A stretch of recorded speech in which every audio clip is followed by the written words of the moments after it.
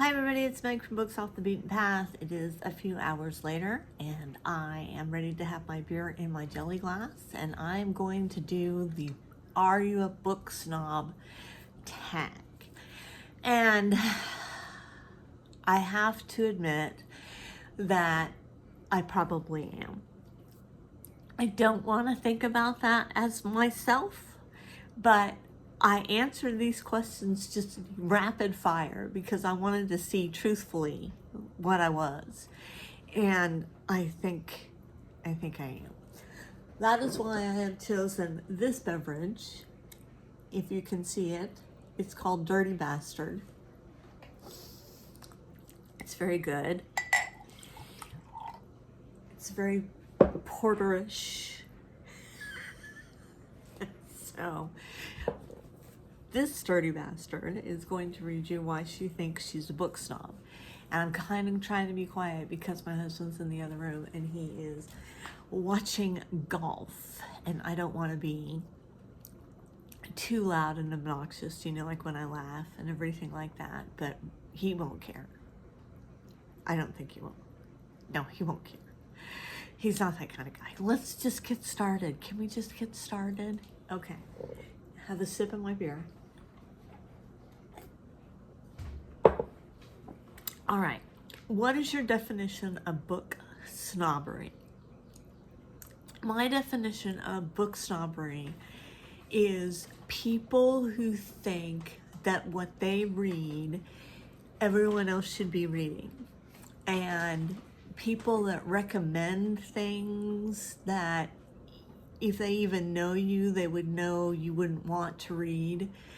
And people that want to talk about books in a way that is not fun. So let me just define that. I like to talk about, you know, my mid-century Gothics and everything like that in a fun way. I don't want to delve particularly into proto-feminism and, you know, all that kind of stuff. I don't want to do that. I just want to talk about the enjoyment that the book brought me, or the lack of enjoyment that the book brought me. But when you get people that want to like really dive deep, that's why I don't do book clubs, is because too many people are trying to one-up each other at book clubs and talking about, well, I thought this part was very significant for the global economic point of view, everything. That's book snobbery to me. When people take a book and they want to tear it apart, instead of just having the whole experience. You know, Billy Collins, one of my favorite poets, did a poem. I don't remember what it was called, but I will never forget. I've forgotten part of it already, but he was talking about his students when he was trying to teach them the meaning of a poem. And he said that you have to drop a mouse inside the poem and let it find its way out. But all they want to do is strap it to a chair and beat it until it tells them what it's about. And I thought that just sums it up beautifully. Okay, but let's get on to why I am a snob. So, okay.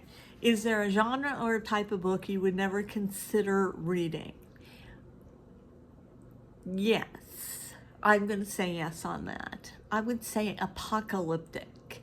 Like The Road. Oh God, I wrote that. I forgot who wrote The Road, but I'm not reading it. I'm not reading The Stand. You know how I feel about Stephen King. I tried with Salem's Lot. But I don't want to read an end of the world book.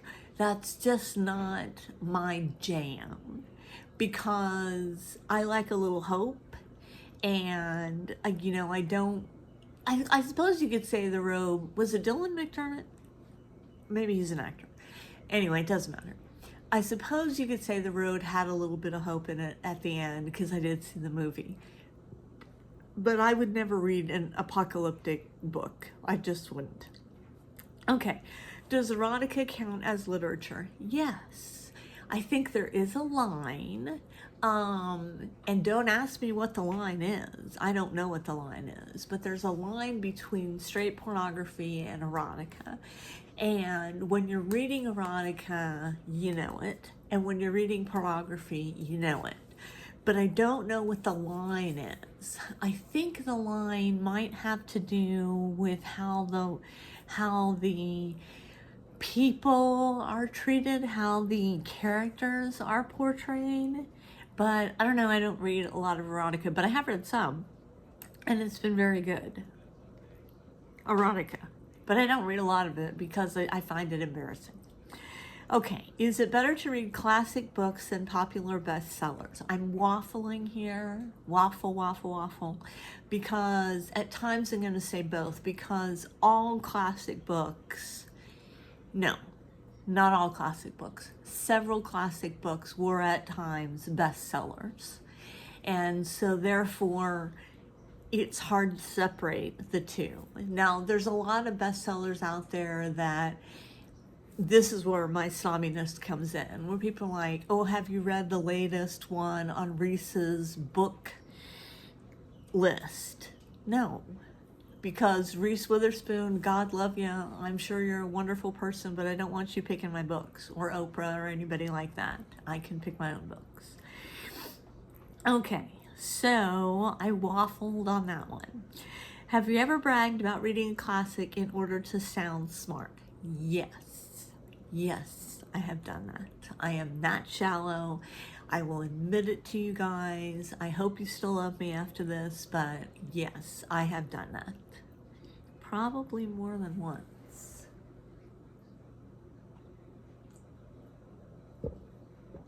Okay, moving on.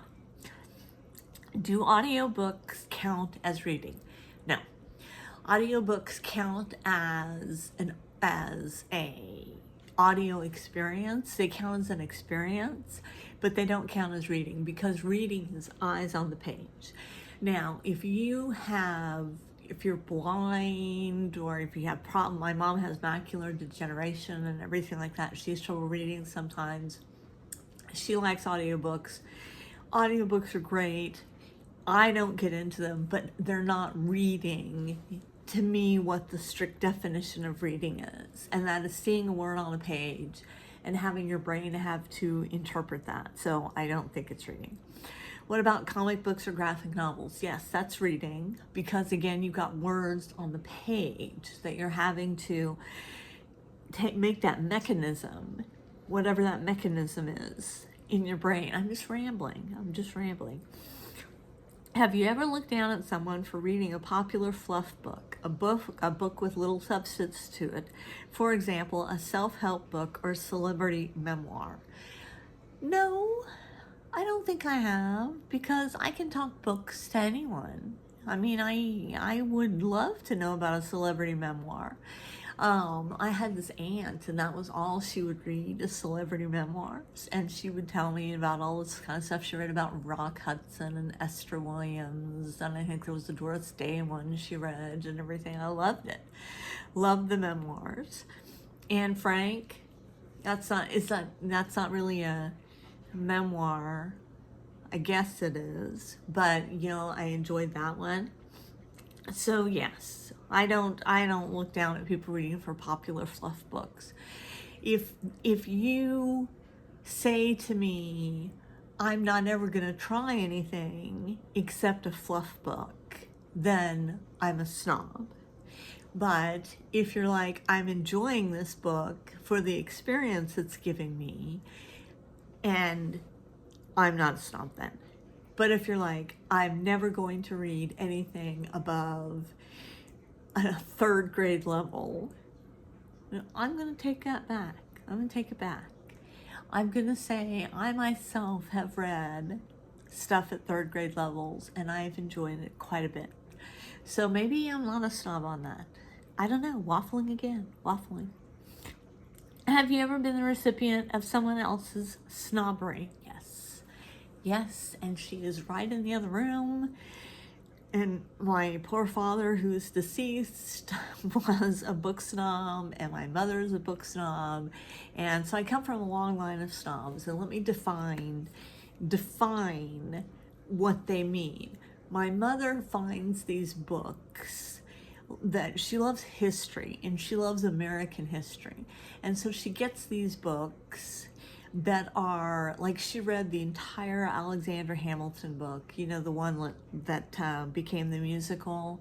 She is reading a book at the moment about Andrew Jackson and everything like that. I have no interest in these books whatsoever. But she tells me that I need to read them because I need to know about American history. Well, I don't doubt that I need to know about American history, but I don't like that. That to me makes me sound like I'm not all fully there because I'm not reading the books she wants me to read. And then my father would allow us to read anything when we were growing up. Like, he didn't censor books or anything like that, but he was always like, that's too hard for you. You're going to have trouble with that. That's too hard. Everything like that. It's very demeaning. So, but it expanded my reading. I mean, I really did. I read a lot of books just to cheese him off about saying that. So, would you ever be friends with a snob? Of course. I love my mother very much. Love my father very much. Are people who don't read less sophisticated than people who do? I'm gonna have to go yes on that one, because you have to read, in my opinion, you have to have a sense of the novel. There was a great book that came out several years ago, you may have heard of it, called An Incomplete Education. And it was a wonderful book, and it says you don't have to read all of Shakespeare's plays, but you have to kind of have a sense of them. You have to have a sense of Greek literature. You have to have a sense of people that absolutely, like, you know, those people, I hate reading, I hate it, everything like that. Those are less sophisticated people than we are. So you got me on that one. I'm a snob on that one. Okay. So measure yourself based on your answers to the previous 10 questions. Would you qualify as a book snob? I'm going to have to say yes. I don't want to say yes. I don't want to be a book snob, but I think I have snobbish tendencies. And I think that I'm at least honest enough to admit it. Yeah. So I think I am. I am shallow. We've discussed this before. I am shallow. We know that about me. So I think yes, I am a bit of a book snob. And this tag came from the Uncommon Reader. She tagged me, and she is not a book snob. Most of the people on BookTube are not. I want not to be, but I suspect I am. So anyway, that's the end of the book snobbery tag, and I will check you later.